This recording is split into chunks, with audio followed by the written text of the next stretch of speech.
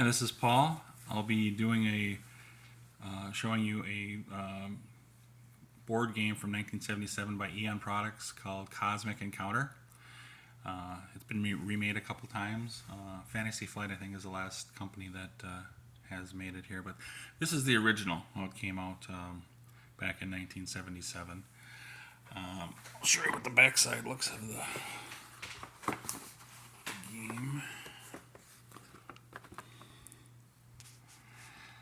This is the setup for Cosmic Encounter. They have on back of the box. They've got the alien powers in the background, the little stand-up Neely Bobs.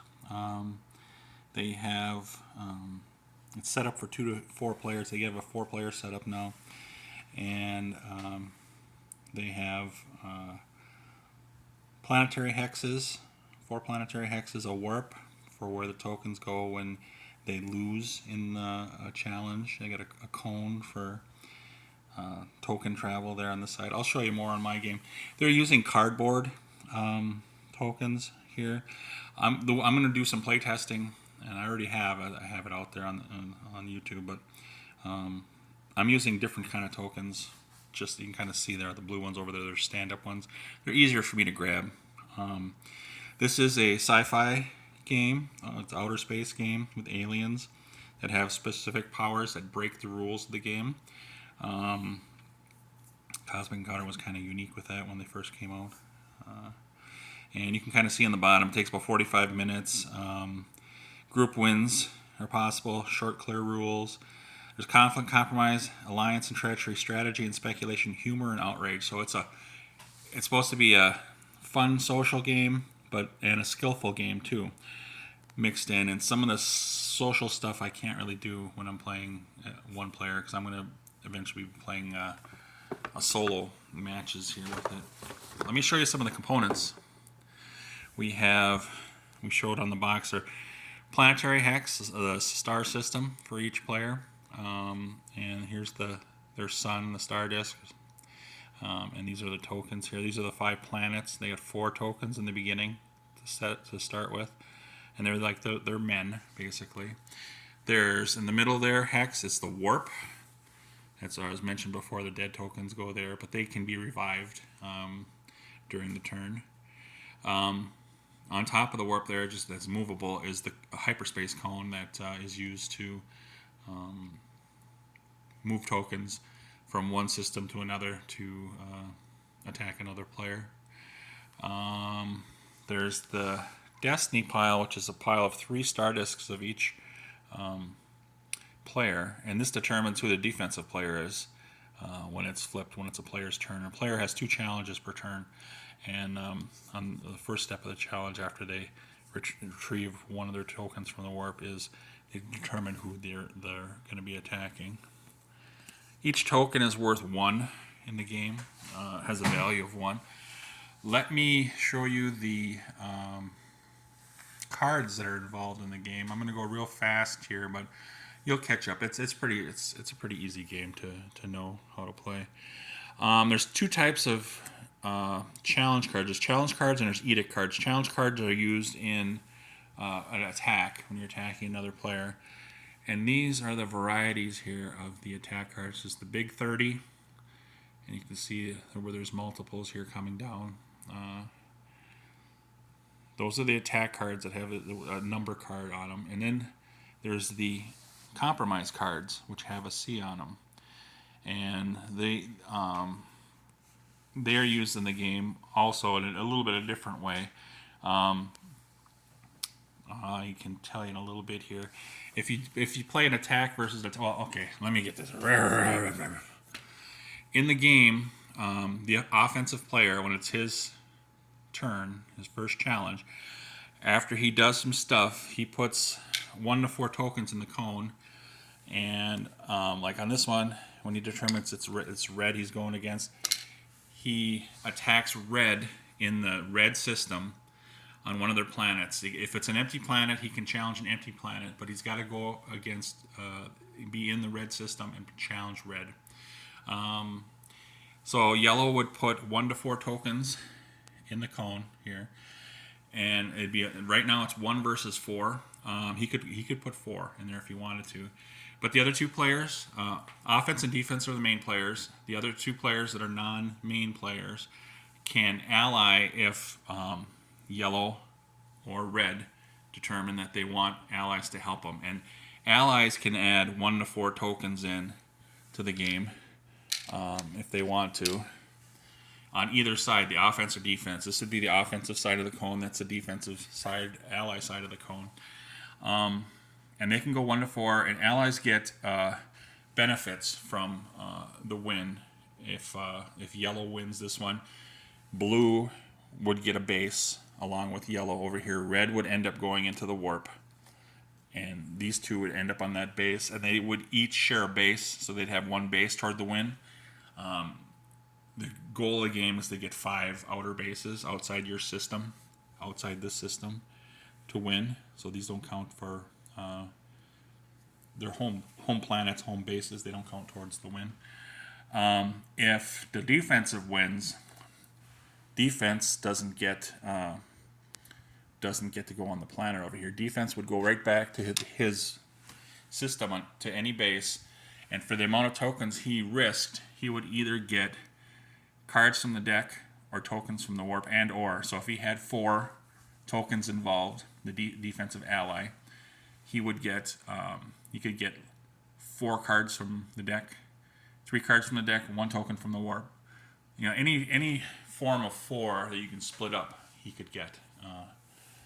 So that's what helps having allies. But offense doesn't want to have allies all the time, because that just makes it harder for him to win if somebody else is gaining bases on his dime. And also with the helping the defense, I mean, you're making them stronger by getting more cards in their hand. But so anyway, that's that. But let me tell you a little bit with how that works with the challenge cards. If the main players play both attack cards, then you just add the number on the attack card plus the number of tokens on each side, counting the allies. So it could be like if the offense went 4 and the offensive allies went 4, it would be 8 plus whatever card the offensive played. Like say if they played a 4, then it would be 12 toward the total. The higher total wins in the challenge. If it's a tie, the defense wins. Offense has to overcome defense. Now, let's say one player played an attack and one player played a compromise. What that does is the attack would always win, but since the challenger, or the person that played the compromise, wanted like a peaceful situation, however many tokens they lose to the warp in that challenge, they get to raid the other player's hand for cards. So let's say in this situation over here, red lost those four tokens to the warp, the space warp, and it was like a 6 versus a compromise. Red would get 4 cards that he lost. He lost 4 tokens, so he would get 4 random cards from from say it's yellow, from yellow's hand. Or if he doesn't have enough cards, he gets whatever cards he has in his hand, and that kind of diminishes the attacker's power when he does that.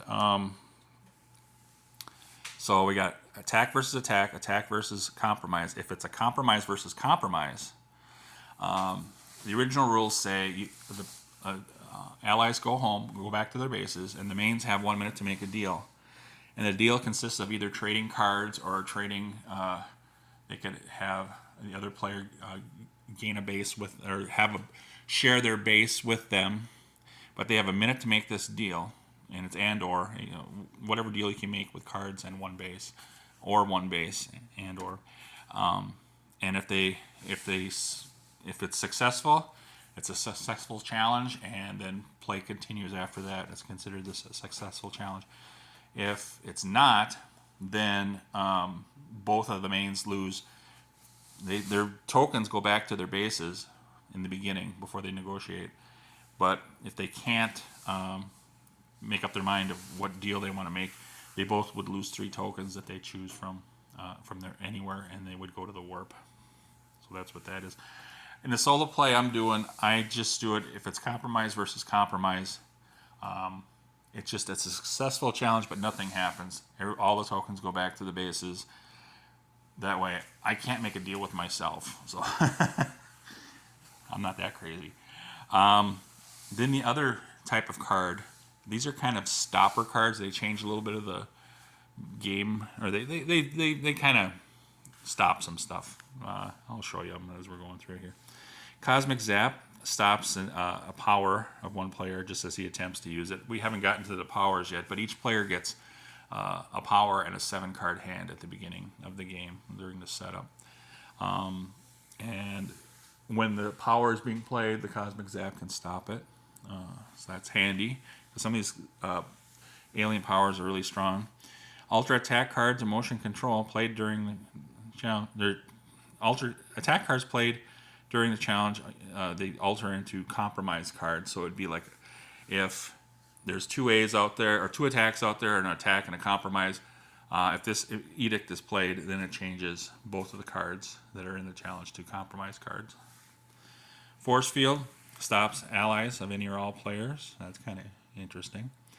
Mobius Tubes free all tokens. All players return their tokens from the space warp to the bases. There's the space warp. So that kind of gets some of the tokens back that you've been losing. The Plague.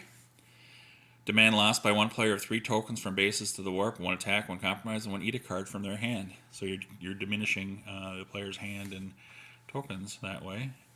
And then Stellar Gas, no constellation may be collected during this challenge.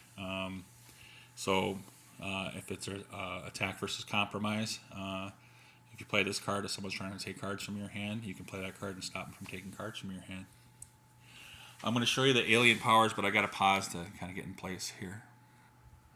Okay, these are the 15 alien powers in the game that can be used, and I'll go through each one real quick. They have the rules on the back side. They have the artwork and a quick blurb of what they do, and the history on the back too. It makes it kind of interesting. We've got the Amoeba Unlimited Token Movement. Amoeba can, instead of having just 1 to 4 tokens in the challenge, they can either go as high as they want with their tokens, or they put as many tokens in or take as many tokens out, as long as they have 1 to start with. Kronos can replay challenge. If Kronos loses a challenge, he could make his opponent set aside his card that he played and then replay the challenge without that card being played. But Kronos can play his same card if he wants to. So it goes back to playing a card at this point where they played a card face down. So it's interesting on that one. Clone keeps his own challenge card. So if Clone has, like, say, an attack 30, and he likes that card, instead of discarding it after he uses it, he can put it back into his hand. Empath may change attack to compromise. It almost sounds like emotion control, but if Empath plays a compromise card, it changes the opponent's card into a compromise card. So it could be, either a compromise or attack. So it's kind of interesting. Laser, kind of a tough opponent. Makes opponent play blind.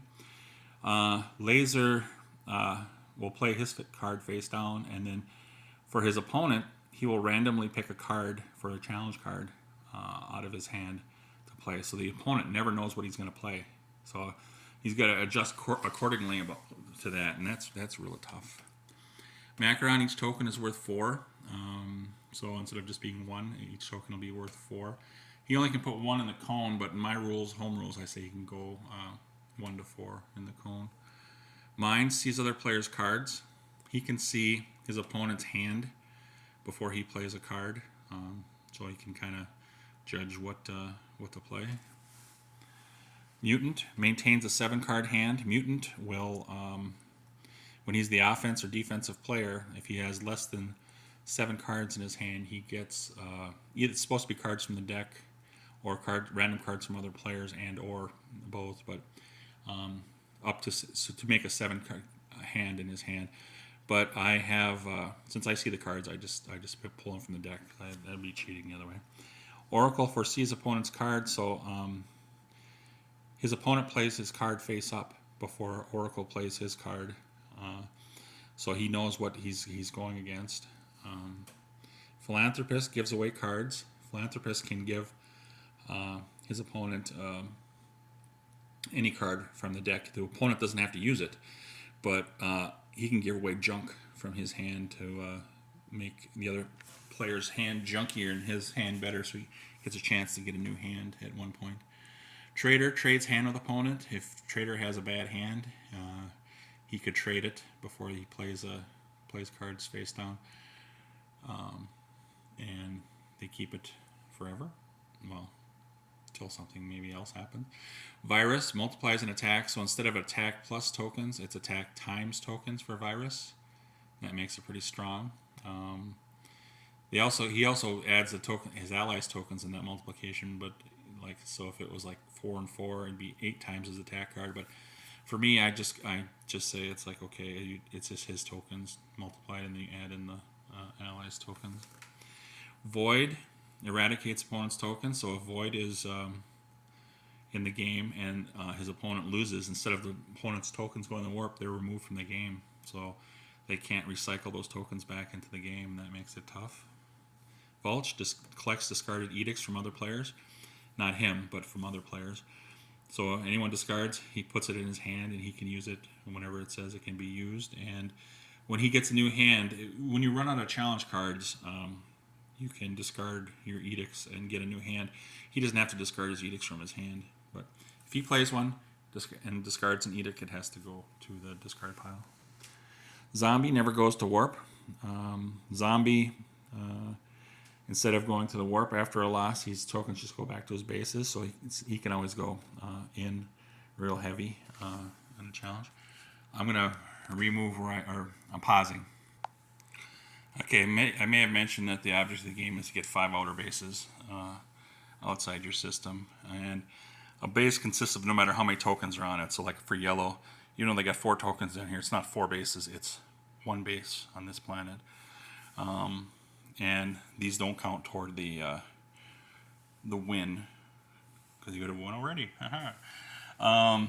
And if each player has an alien power, and if they get kicked off the majority of their bases, which would be 3, like here, if they got kicked off of these 3 bases, they would lose their alien power until they were able to get another token back on to have 3 or more bases in their home system. And that can happen if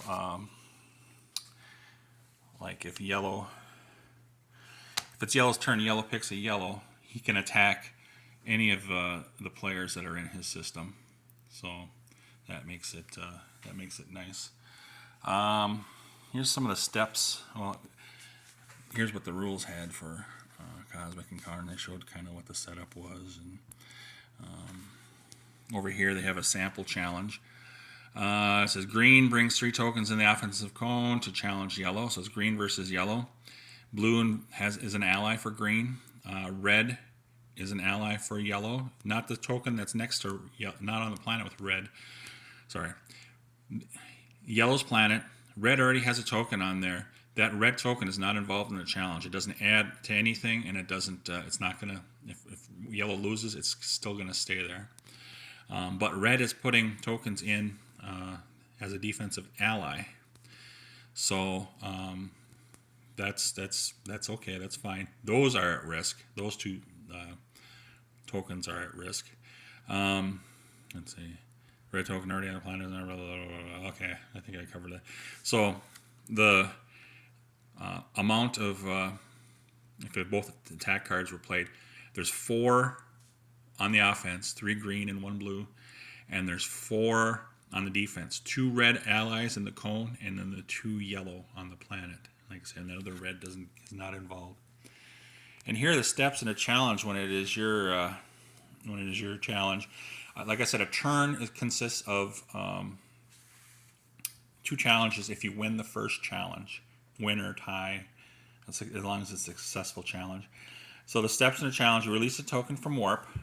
So that's a warp guy over there. Reveal a top disc of the Destiny pile. Determine the defensive player. We did that already. Gather 1 to 4 tokens. Place in the cone. Point cone, the defensive system. And then that was for the offensive player. For now, the other 3 are the same for offense and defense. Invite allies if desired. Play challenge cards face down and reveal challenge cards simultaneously. I kind of told you what the outcomes would be with attacks and compromises and stuff. What else is there in the game that might come up?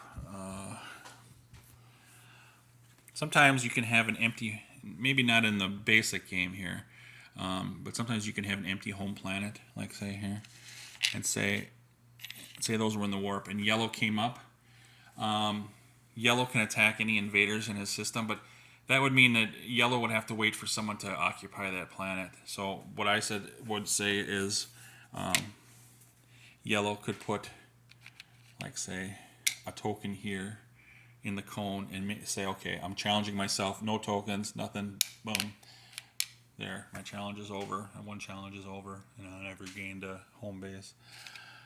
But the rules really don't cover that, so I don't know what to say on that. I don't know if there's anything else. Look at my notes real quick, but I don't think the average attack card over here is a 10 with all those attacks. So that's kind of something to keep in mind. I have on my glossary, blah, blah, blah, blah, blah, blah, blah. You can cohabit a base, like I said, like they showed in the example in the rules with another player. Told you what the game was. Everybody gets a 7-card hand in the beginning. And if the defense doesn't have any challenge cards in their hand, they immediately discard their edicts and get a new hand. Offense, on their turn, at the beginning of their turn, if they don't have any challenge cards, they get a new hand. They discard the same thing and get 7 cards from the deck. But if the offense loses, has no challenge cards, if he has no challenge cards during his turn, so say in his second challenge, he doesn't have any challenge cards in his hand, his turn is over. He doesn't get a new hand. So that's the only rule with that. I think I've covered enough here. I'm going to do play testing and stuff like that, but I'm going to show you some expansion sets next. So this is Paul again. See ya.